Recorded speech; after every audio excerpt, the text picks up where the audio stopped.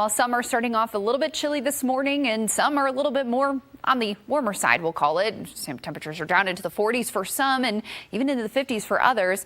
By the afternoon, though, well, depending on the cloud cover and the rain, that could impact our high temperatures. The more clouds and the more rain that we see, the more rain-cooled air, well, that'll impact and lower those afternoon temperatures. But the less that we see of that this afternoon, well, then the warmer it'll be. We're still looking at above average temperatures overall through the state today, and that's going to change as we get through the next couple of days. But a lot of that is due to this next system. Again, this has been something we've been tracking out over the last couple of days, which could bring some heavy rain and even some snowfall for the mountain chains as we get into really the next 24 to 48 hours. So current look at the radar. Once again, we've seen a little bit of that green out there on the radar this morning. Few pops of yellow, which means that there's been areas where they've seen a little bit more of that moderate to even heavier type of rainfall as well. Some spots are at least starting to see a little bit of that clearing. So here's a breakdown of your hour by hour rain chances here in the metro over at least the next 12 hours or so. And then as we get past that 7 to, let's say, overnight time frame, well, that's when we'll really start to ramp up those rain chances. So let's break it down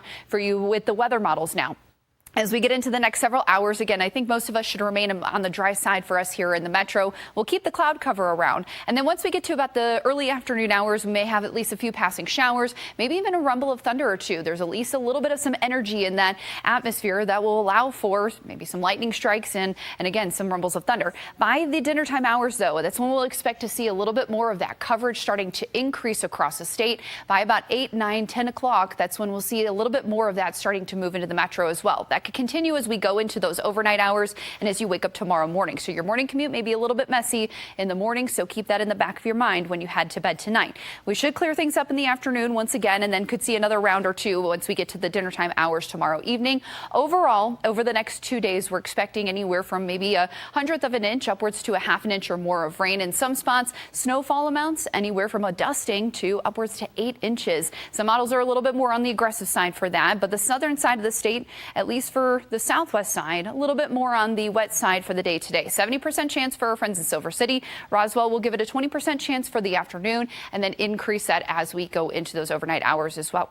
The northern side remains a little bit more on the rain-free side today, but we're going to keep low rain chances on the board for the afternoon and then elevate those once we get into the overnight hours as well. So a 10% chance for Farmington, 20% chance for Las Vegas, and then again, increasing that as we get into the overnight. The North Mountains remain dry through the day today, but that's when that cool front moves through, bringing that rain and even the snow potential. That's when we can start seeing that start to increase as well. Santa Fe, a 20% chance of isolated activity today. East Mountains and the metro, we should see pretty much the same. A little bit more on the cloudy side, temperatures in the 50s to the 60s.